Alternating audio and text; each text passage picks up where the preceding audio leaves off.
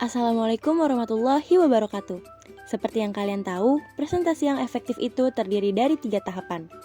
Tahapan yang pertama adalah tahapan perencanaan, yang dimana tahapan tersebut sudah dijelaskan pada video sebelumnya. Lalu, ada tahapan yang kedua, yaitu tahapan persiapan, dan yang ketiga adalah tahapan presentasi. Nah, pada video kali ini kita akan membahas tahapan yang kedua, yaitu tahapan persiapan. Sebelum kita masuk ke dalam materi, kita harus mengetahui tujuan pembelajarannya. Setelah mengikuti pembelajaran, mahasiswa mampu menjelaskan pentingnya merancang komponen audio dan visual yang Anda rencanakan untuk digunakan atau desain dalam menyusun presentasi.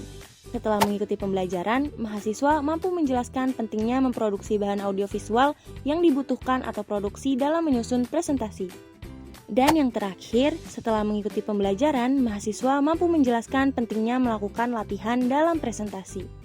Adapun daftar isi materi dalam video kali ini, yaitu yang pertama kita akan membahas desain dalam presentasi. Lalu yang kedua produksi dalam presentasi. Dan yang ketiga latihan dalam presentasi. Pada tahap persiapan terdapat 3 langkah utama. Yang pertama desain, yang kedua produksi, dan yang terakhir latihan.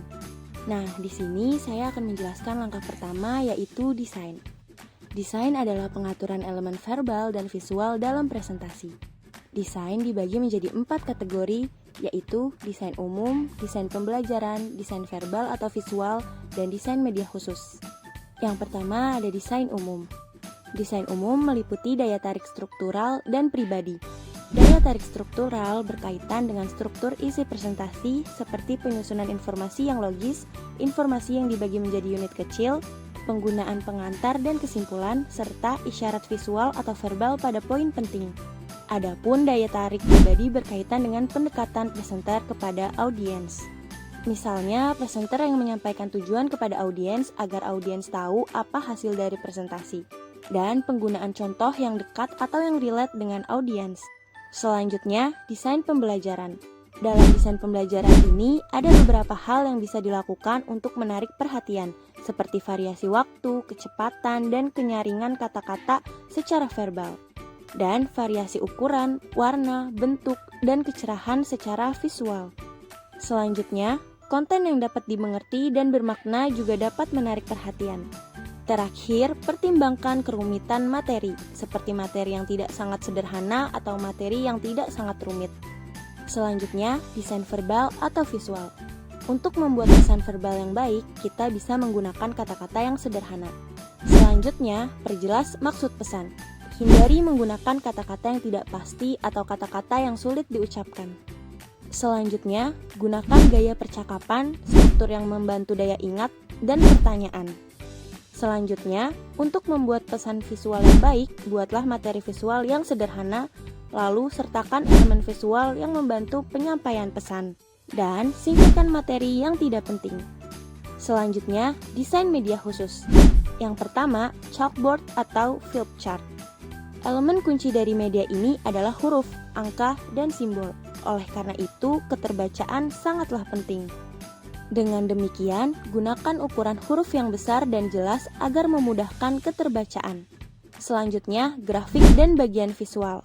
Media ini sangat berguna dalam memperjelas data.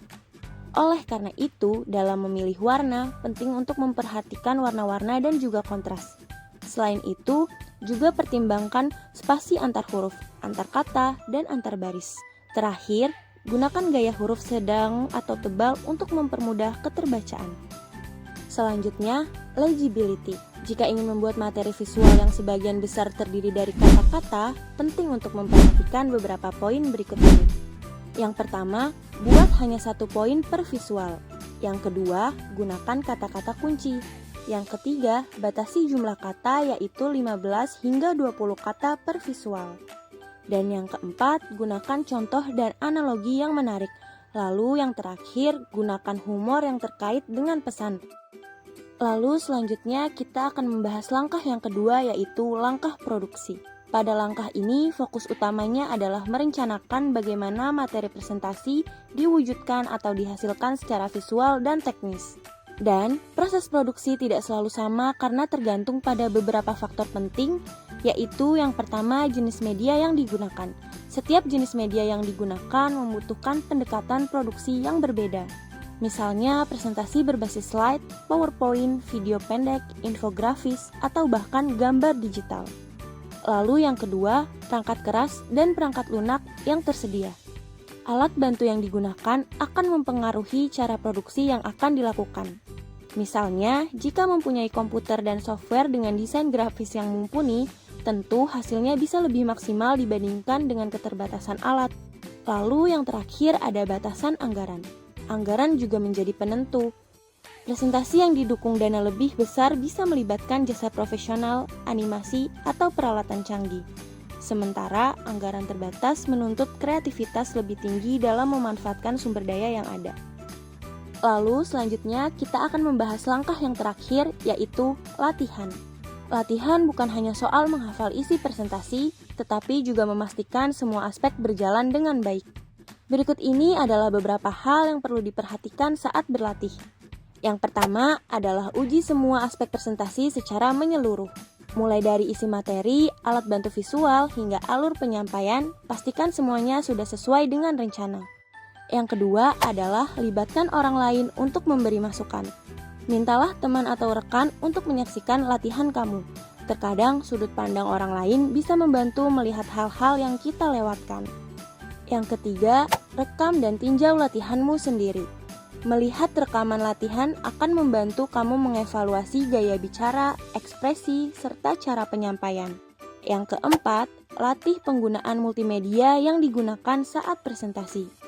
Jika kamu menggunakan animasi, suara, atau video, pastikan kamu terbiasa untuk mengendalikannya. Misalnya, latih secara transisi atau menggunakan pointer dengan lancar. Dan yang terakhir, siapkan alternatif manual. Kalau terjadi kendala teknis seperti presentasi tidak bisa dibuka atau lampu padam, kamu tetap harus siap. Bawa catatan cadangan atau visual printout agar penyampaian tetap bisa dilakukan. Demikian penjelasan dari tahapan presentasi yang efektif, yaitu tahapan persiapan, yang dimana itu merupakan tahapan yang kedua. Nah, jangan lupa ada tahapan yang terakhir, yaitu tahapan presentasi yang akan dijelaskan pada video selanjutnya.